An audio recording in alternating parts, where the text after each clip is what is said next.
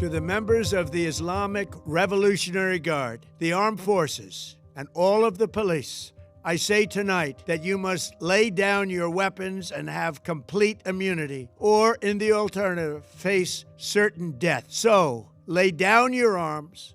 You will be treated fairly with total immunity, or you will face certain death. Finally, to the great proud people of Iran, I say tonight that the hour of your freedom is at hand. When the Supreme Court recently struck down President Trump's tariffs, he lashed out at two justices he had nominated, calling them fools and lapdogs.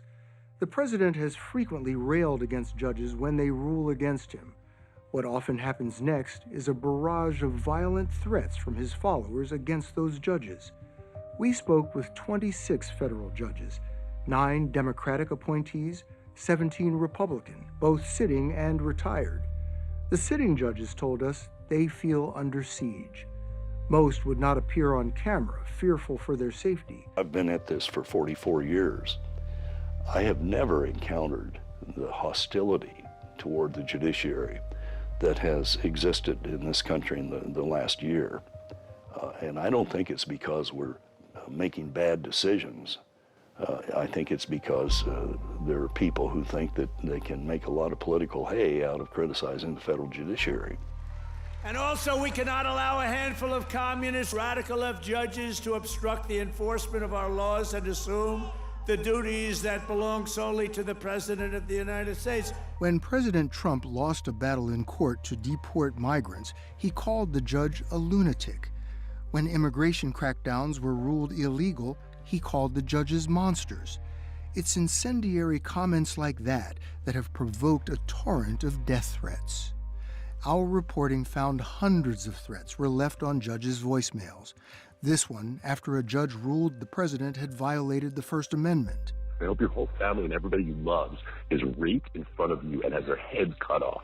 And this one after a judge ruled the president couldn't cut certain government benefits. And I wish somebody would assassinate your ass. It's a volcano of vitriol. I double dare you to try to put charges on Donald J. Trump. You son of a bitch.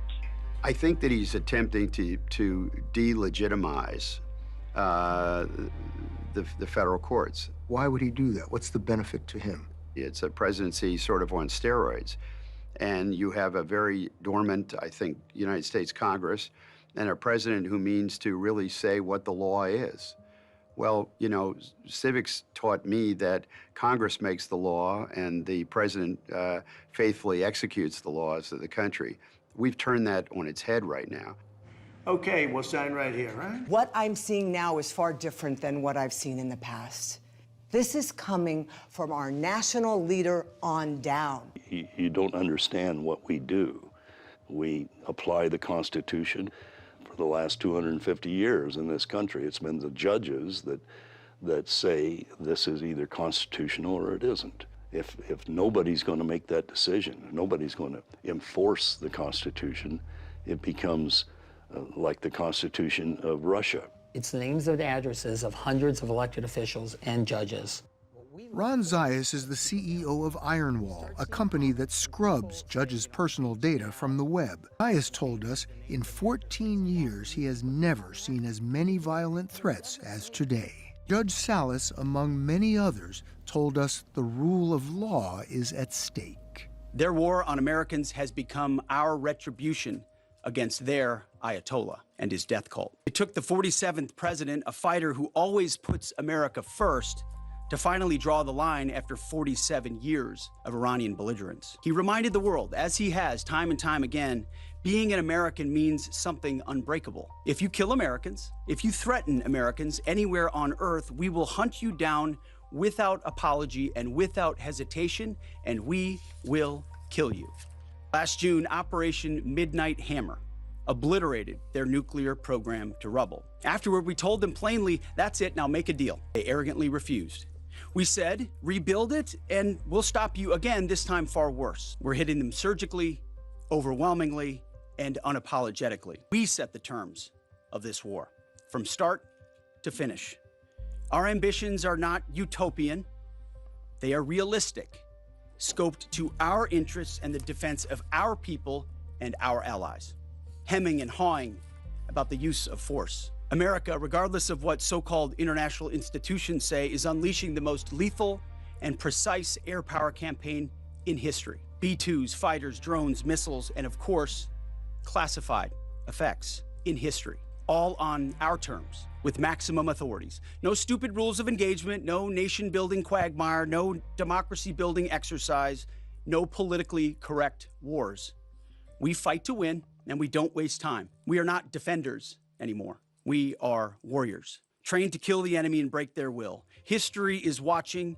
Be the force you swore an oath to be: focused, disciplined, lethal, and unbreakable. We will finish this on America First conditions of President Trump's choosing. Nobody else's, as it should be. Through fire, through criticism, through fake news, through everything. We unleash you because you are the best, most powerful, most lethal fighting force the world has ever seen. May Almighty God watch over you, and his providential arms of protection extend over you. This is the generational turning point America has waited for since 1979, and since the rudderless wars of hubris my generation, our generation, endured. Don't listen to the noise. Just stay focused. Our Commander-in-Chief is steady at the wheel. Almighty God, your steady hand has guided this republic for nearly 250 years. From its birth in the wilderness to this very hour, we come to you now with grateful hearts.